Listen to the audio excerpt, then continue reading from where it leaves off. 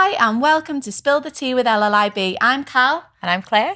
And together we founded the incredible platform that is Leading Ladies in Business, a platform that inspires and supports female business women across the globe.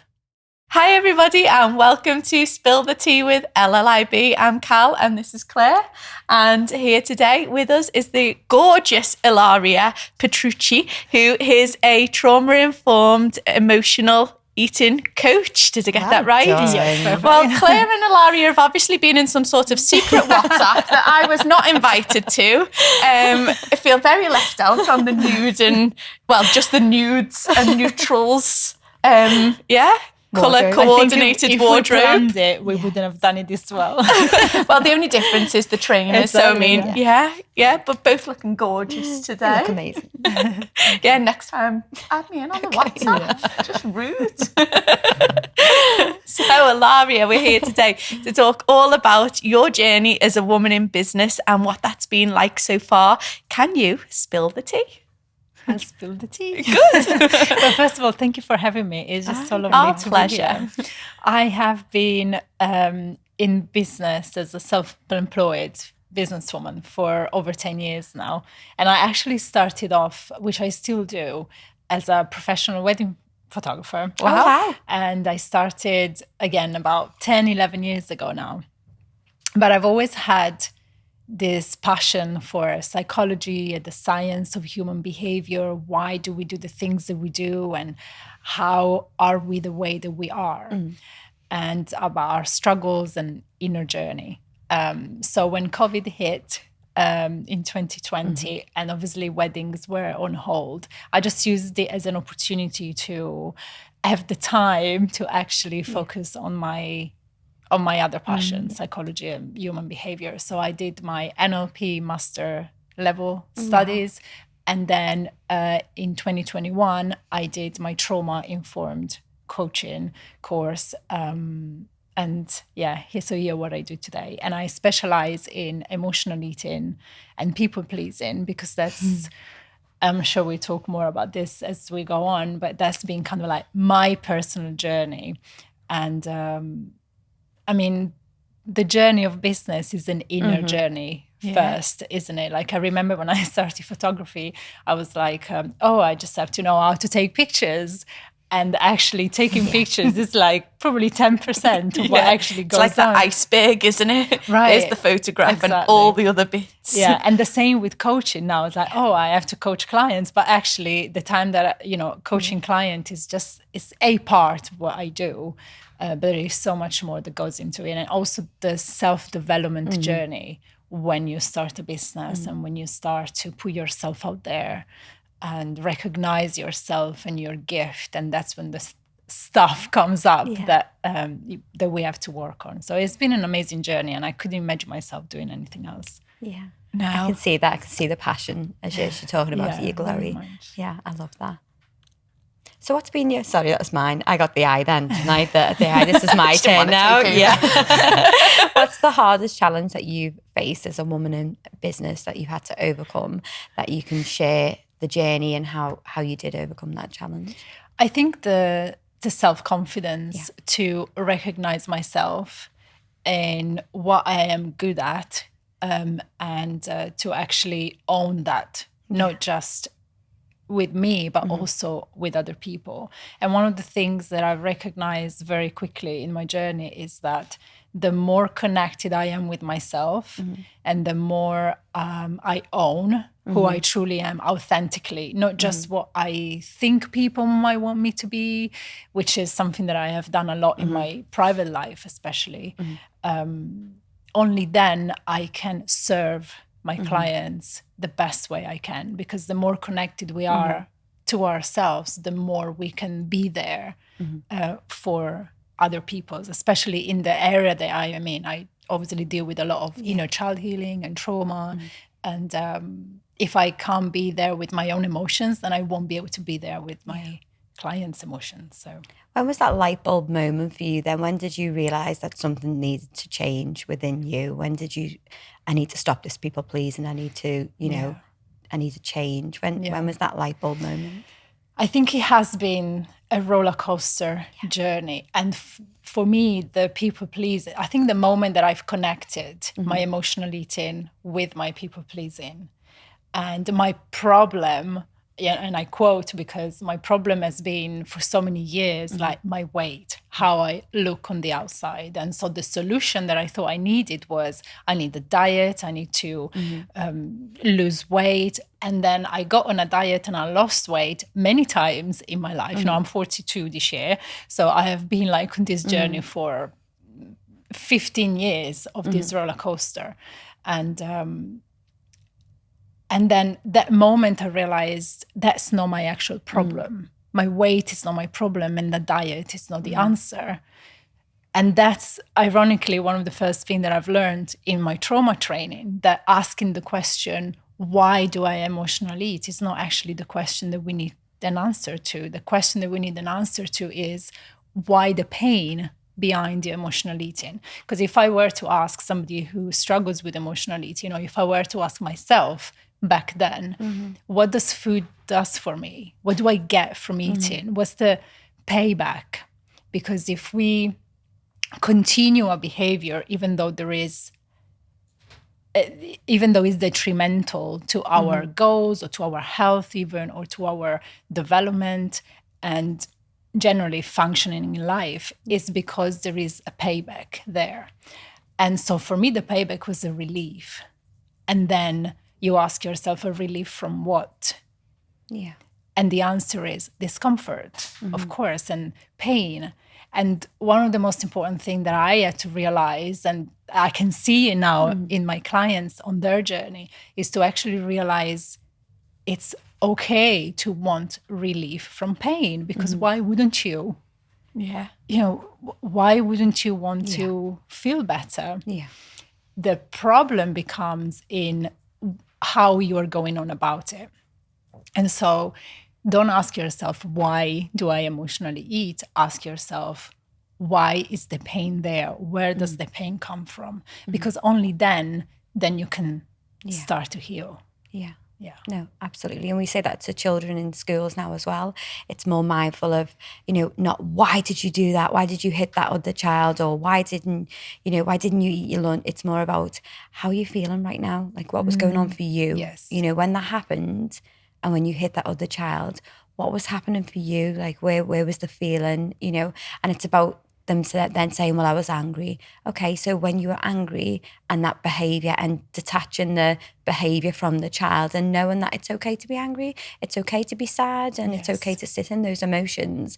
But the behaviour that came afterwards, that wasn't okay, and it hit somebody else. And I think that's really, really important. So I love the fact. So key, because the validation of the emotions is what we have been denied in childhood. And that's where the trauma kind of like takes place and develops. Do you find as well, some parents will say to children, oh, you'll be okay, you'll be fine. Even if, for example, in a school, when I was supporting children with social, emotional and behavioural additional needs, a child who lost her mum was okay. She was absolutely fine. She was coming into school and she was only little. But then a child who lost the hamster was absolutely traumatized. And nobody could understand when I was saying to them, at this point in their journey, he needs me more. Oh no, but she's lost a parent. But at the stage in the journey that she's on right now, he actually, the hamster might have meant, it might have been a gift. It might have been his go-to when he was feeling a certain way. I think allowing children to be in that emotion and knowing that it's okay to say, not to swoop in as a parent and be a plaster. It's okay, it's gonna be hard, you're gonna feel sad, you're gonna feel frustrated, you're gonna feel angry, and that's okay. I'm here. Like, I'm here when and if you need me. I think more parents, more teachers, more carers and guardians need to take that approach to just allow and not swoop in and fix it. sometimes. Like we do, you'll be okay, I'll fix it, you know, Yeah. I'll sort that out, I'll tell the teacher, I'll go in. You just allow your children to just feel for a second. Yes. But then again, that can only happen if the parent is comfortable with their own Absolutely. emotions. Yeah. And that's where things go wrong a lot of the time, because Yeah. the, oh, it's okay, or stop crying, or is denying the emotion. And what you said is absolutely spot on, right? Validating the emotion and then addressing the behavior. Yeah. So it's not a matter of just let them get away with behaving in any way. It's a matter of it's okay to feel angry or recognizing their experience. This is really hard. It's really painful. It's really sad. And it's not okay to hit your friend or to, you know, steal the toy or whatever the situation might be. So that's so important. Yeah. I love that. And I think continuing to do that work on ourselves allows us to be better parents and maybe prevent some of those traumas and childhood adverse experiences happening to our children. Yeah, I think trauma is almost inevitable. Like it's impossible to, you know, avoid it. What's important, and that's not even the point, because I mean, we grow through our struggles, right? More than we grow through our happy times. So that's another. It's a gift. I always trying to find the gift in all of the painful experiences. But it's important to understand that trauma is not just like the big T traumas that we might be used to hear about, like sexual abuse or these terrible things. But it's also small things like go back to your room and don't come out until you're happy. Yeah. Because what the child is hearing is, I'm only loved when I'm happy. And so I'm going to repress and shut down all other emotions. If I'm angry, or if I'm sad, I'm not wanted when I am those things. Yeah. And that's when we develop things and beliefs like, I am not loved unless I'm happy. Yeah. And we're not in touch with ourselves. And that's where the disconnection happen. And another thing that I've learned during my trauma training with Gabor Mate, I don't know if you've heard of him. Yeah. He talks a lot about the choice that a child has between authenticity and connection. If I am only wanted when I'm happy, then to be connected and loved and wanted, I have to be happy. So everything else. So even when I'm sad, I'm going to pretend to be happy, or I'm not going to be around my caregivers of my parents. And so but they don't have that choice, because connecting for a child is a matter of survival. Yeah. But we bring that with us in our adult life. And that's where the people pleasing develops, you know, and then we find ourselves in toxic relationships or difficult situation, not being able to speak up for ourselves, where we know at mind level that, of course, they're not going to, I'm not going to die if they don't agree with me. You know, I can survive this, but in the body, we're literally unable to say no. So we end up saying yes. And this is where problems and toxic relationships take place, because we are self-betraying. And when we self-betray, there is a part of us that knows that we are doing that. Yeah. And that part of us will be then coming up in emotions such as resentment or stress or overwhelm. And those are the emotions that we eat on. Yeah. It's a really tricky one, isn't it? Because, you know, we want our children to be these well-rounded individuals. And I always say, you know, we want these strong women, yet on my watch when I'm in Asda, I do not want my daughter who's 7 saying no to me or wanting to be, you know, down this aisle and exerting a, you know, right to have a voice and be heard. Like, hard time and a place for that. It's really difficult. So yeah, it's really hard. At the same time, I don't want her to feel traumatized by the fact that, you know, we've not allowed her to have any of these choices when she's older. So my goodness, like, it's like a minefield, isn't it? And sometimes when we say to our children, you know, go and sit there for a second and calm down, we know as adults that they haven't got the emotional capacity to go and calm down, because they haven't got the skills to be able to calm themselves down. And as adults, we know how to self-regulate ourselves and our emotions in a much in a much more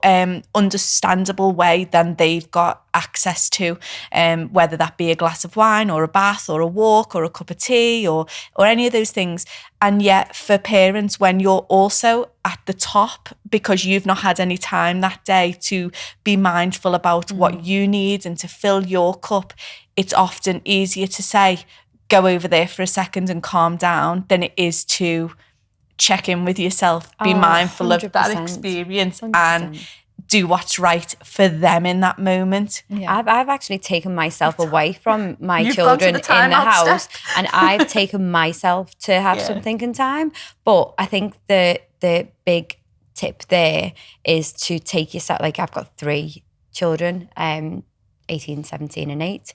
And I took myself in my bedroom, I shut the door, but I communicated to them that this is too much. I need to just go and just take a breath for a second and then I'll come back out. All 3 of them just went into that, oh my goodness me, what has just happened?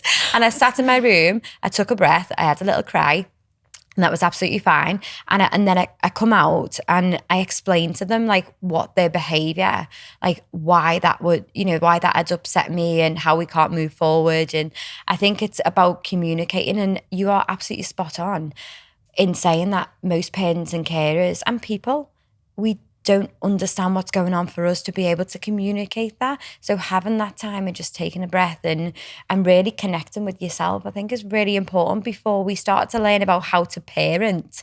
Start to learn about what's going on for you first, and then your children will, and the people around you will watch and, but don't beat yourself up. We all have those moments where we are little volcanoes, and that's okay. And we clean up after ourselves and then we communicate, and we're only human and our emotions, it can be strong. You're getting this. Yeah, it's like a minefield, isn't it? It I is feel like a we've minefield. opened a box of frogs Pandora. on this one. Yeah, we have. But I think the most important message is to learn how to self-regulate yourself. 100%. Yeah. And that, it sounds simple, but actually, self-regulating without an external substance like food or alcohol or whatever is your drug of choice, the addiction. Is self-regulate means being with yourself, with whatever you're experiencing. Yeah, I love that. So who has been the biggest influence on you so far in your journey? I thought about this, but I think I'm going to have to say my pain. Yeah. Wow. Yeah. Because when I think about my journey, the one thing that I'm most proud of is my healing, because I understand how much, it's not easy to look at your stuff. It's not easy to go inside and do inner child work and just recognize your trigger and own up to it. And what I've learned, what my pain has taught me is self-love. What does it really mean to love yourself? At the beginning of my journey, I was hearing about all these things like, do a bubble bath or buy yourself expensive clothes. And I'm like, do I really love myself when I do that? Or is it just all part of the, escaping, avoiding and self-sabotaging? So by no means have the bubble bath and buy yourself all the clothes that you want, but not in isolation. Like self-love is loving all the parts of you that make you who you are, and being able to be truly authentic and find who you are.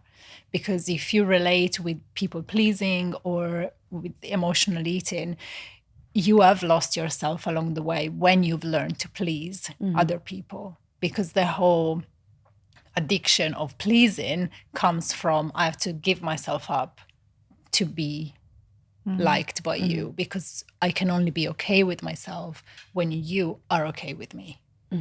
Yeah. Wow. It's a lot, isn't it? It is a lot.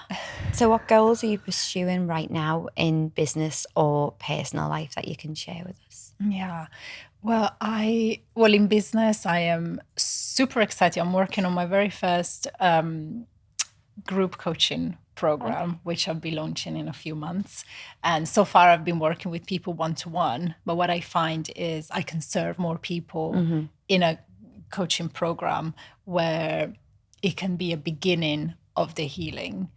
So I'm really excited to be launching that. And on a personal level, I'm all about learning.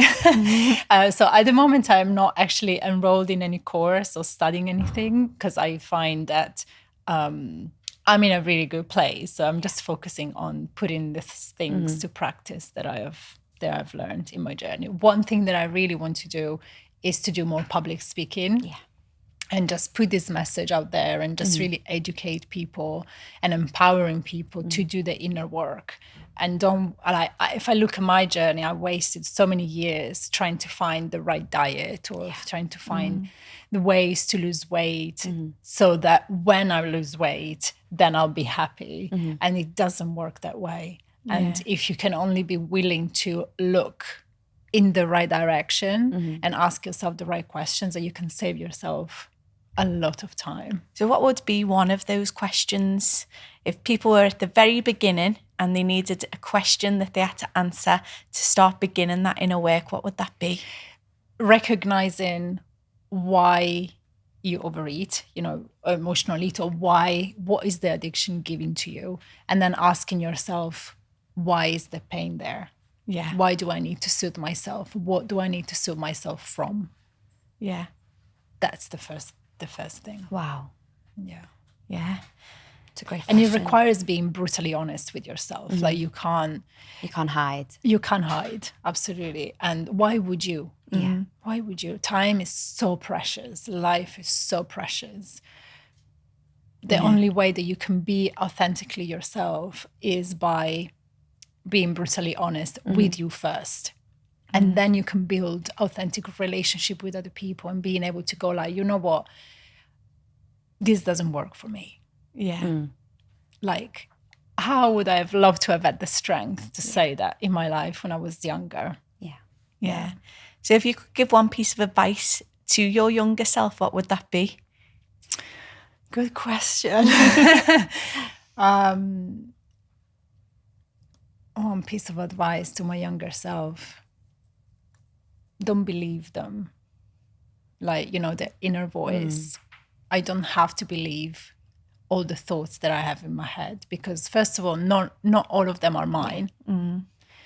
And second, if they're true, then I can do something about it. Because if you notice, people only complain about things that we can change. Yeah. You don't really hear people complain about gravity. There's nothing we can do about it. Very useful, I find. I would not want to be floating up around it. But if we are complaining about something, it's because we have the power to change it. True. But we complain about it because it's easier.